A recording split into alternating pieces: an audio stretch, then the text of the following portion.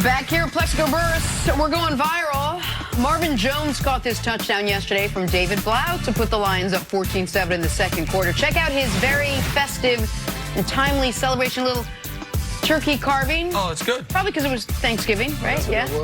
And then that guy had the drumstick. He ate it. I think the bar is now so high for these touchdown celebrations. I don't think anybody impresses anybody anymore. Maybe if they made a side dish. Well, they were working so hard on that, they forgot to keep scoring. That's the problem. That's the problem. That's why my dad had a horrible Thanksgiving, because the Lions always lose. You got to be original, baby. You got to be original. Hey, at least your dad got to see Barry Sanders. He was in the booth. He was in the booth for a while. Well, Barry lives there, so we see Barry all the time. Yeah, I know, but you get to remember back when Thanksgivings were good. Yeah, he lost a couple, too. He won one. That was actually my first pro football game in 1998. Michigan State, going to watch Barry Sanders play. Wow. Really? Yeah, it's pretty impressive. Best running back ever to play.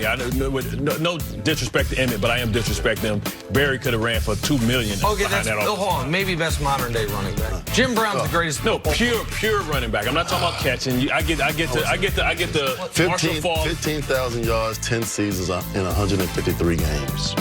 So you're saying Barry as well? Great minds think alike. I believe he is the greatest running back of all time. Jim Brown pretty damn good, y'all. Jim Brown was a cheat code, man. 12 or 14 game seasons, I believe they had back then, though. Yeah. Moving on his first two seasons. To the game of the week in the AFC, you got the Patriots visiting the Texans. Say what you will about TB12 and that. Oh, another guy that used to be good. And his recent play. So much shade, Nick. Whether it's because of him or in spite of him, he's right where he always is. Nick on top of the conference at 10-1. This week could, though, pose an extra challenge as Brady has been limited in practice with elbow issues. The rest of his team seemingly limited with the flu. So, Nick, let's cut to the chase. Who you got in this one, Patriots or Texans? Man, I've been watching this game for too long. New England Patriots. The Houston Texans, doesn't matter what year it is, doesn't matter how much optimism they got. Remember the year the Texans were, I think, the last remaining undefeated team? Yeah. They got all those fancy Letterman jackets for a nationally televised game. New England then went and whooped them and took the one seed right from them. Or how about Deshaun Watson, his rookie season, I think it was. They, early in the year, right after he takes over the starting job, drives him down the field to win the football game against New England. All you got to do is hold Brady for 60 seconds. Nope, Brandon Cooks corner of the end zone touchdown. Good night, good luck. Or the playoff games where the Texans have been embarrassed by the New England Patriots. They can't beat these guys, and they certainly can't beat this team with this defense this year. You're right, Jenna. I do not believe the Patriots have an elite offense. I do not believe the Patriots in 2019 even have an above-average passing game. But they don't need it in this football game. The Texans' defense, by the way, 31st on third down, 32nd in the red zone, two spots that just kill you against a team that is as buttoned up as New England. So for all those reasons, I would be, and I'm more down on the Patriots than almost anybody. And you're still taking the Patriots. I would be shocked if the Texans are able to win this game. I wouldn't be shocked, but I don't think we need to really worry about Tom Brady's elbow. I mean, time after time, when you think Tom Brady's down, he comes back and proves everybody wrong. I mean, he's been doing that for 20 years now. But I put Deshaun Watson in the elite quarterback class. I believe that he's elite. But if you want to be one of the best, I think you have to prove it to yourself and prove it to your teammates and prove it to your organization. And you have, which I think, who is the best wide receiver in all of football in DeAndre Hopkins. If you want to be elite, you have to beat the best, and that's Tom Brady. So I think that they can go out and beat the New England Patriots. It's not going to be easy, but I think that they can get it done. Let me follow up real quick. We saw Stephon Gilmore erase Amari Cooper a week ago. Just totally take him out of the game. Right. You had a lot of these matchups, top receiver, top corner. I thought Troy Aikman during the broadcast last week said something really interesting. He's like, this reminds me of Michael versus Dion, where this was before we knew Amari was going to get erased. He said, where I'm going to throw it to him. He's going to win some. He's going to lose some. My guy's going to win some. He's going to win some. How can Deshaun have more success than Amari did? And, like, what does it remind you of guys you went up against that you knew you were going to have your work cut out for you all day long? I just think that, you know, from attacking the ball standpoint and going up attacking the ball at the highest point, I just believe that DeAndre Hopkins is a better football player. He's a better athlete.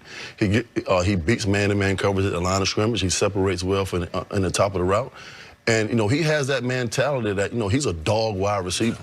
You know, he's not just one of those guys that's going to catch the ball and just slide on the ground and go out of bounds. He has a dog mentality, and he's been showing that since day one, since he got into the NFL.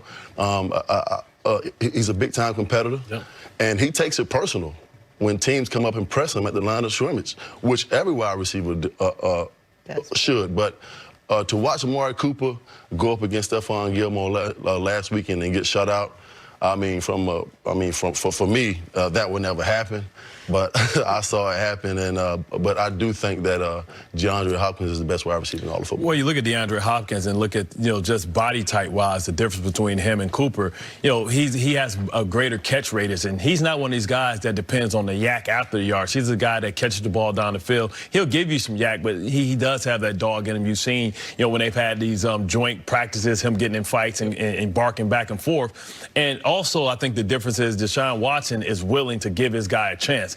Dak's not a guy that's willing to give his guy a chance. He saw him covered. He didn't give him the 50-50 ball. DeAndre Hopkins has made his entire career of winning the 50-50 balls because he doesn't have elite separation. He doesn't have elite speed. So guys are going to try and challenge him at the line of scrimmage, which I think Gilmore can do, but it could also, bite you because, me playing with Plex, knowing that sometimes somebody think they can get in his chest, and they try and bully, and the bully gets bullied because if you miss or you get out physical at the point of attack, then those are big plays down the field. One of the issues for the Texans in this specific game, I think, is the Patriots do such a great job of keeping everything in front of them, not allowing the big play. And I think Deshaun Watson will win a league MVP one day. I think he is a great football player. Right now, he has two bugaboos. One is turns the ball over a little too much, and the other is he seems to at times be more accurate on the deeper throws than the little shorter intermediate throws. Like the easier passes at times, he is not as precise with. That's all he's going to have against New England. They're not going to let DeAndre Hopkins get over the top. Here's the difference, right? Because listen, this is the Bang 8 king. You want to talk about Deion, right? This is the Bang 8 intermediate 15-yard Bang 8. I watched him make Deion pull both his hamstrings on the same play against us, against the Ravens, right? So when you think about DeAndre Hopkins, he's kind of that intermediate 15 to 20-yard guy. But they have Fuller and Stills that can run those safeties off, and you have to respect them. That's where you can either get the Bang 8 or the dagger. Tell the audience what the Bang 8 is. A Bang 8 is like a tight post. It's a 7-step post. 7-step post, or you can go with the 10 to 12-yard dig after everybody clears out, which gives you an opportunity to put Gilmore on his back. And because he's so physical, because he's so big, he can put him on his back and still have that catch radius because he's a little taller than Gilmore. So, I think this is going to be a battle, and strategically, I think that it can cause some problems for that great, defense because they have those two elite. They don't have one. They have two Deshaun Watsons, essentially, that's just going to run the top of the defense off. If you take all the players out of it, talk about the coaching discrepancy. Where would you even put a guy like Bill O'Brien up against a guy like Bill Belichick? Or as a player, does that not even factor into it when you get ready to take on another team? Of course it factors in because, I've played against the New England Patriots more than anybody in the NFL. One thing about Bill Belichick is that he's going to take he's going to take everything away that you do well. I've played him 6 or 7 times, and you're going to see something different every time that you play against him defensively. And I believe that he's going to show Deshaun Watson something different that he hasn't seen all season, and the Houston Texans are going to have to make adjustments on the fly.